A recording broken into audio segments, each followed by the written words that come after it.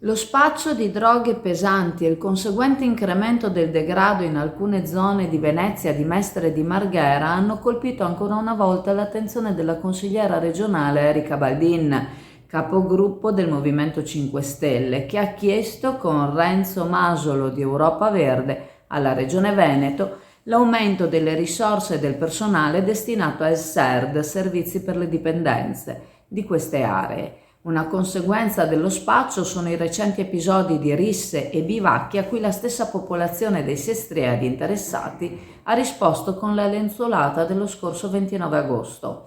Si deve affrontare quella che è ritenuta un'emergenza, aumentando le risorse destinate al SERD, dove le liste d'attesa sono lunghe, mentre il traffico di droga si sta spostando da via Piave ad altre zone, quali via Dante e Marghera.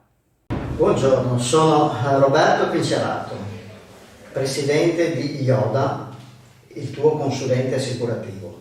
Siamo presenti in Mirano, Chioggia, Orbassano, Torino. Visita il nostro sito www.iodabroker.it.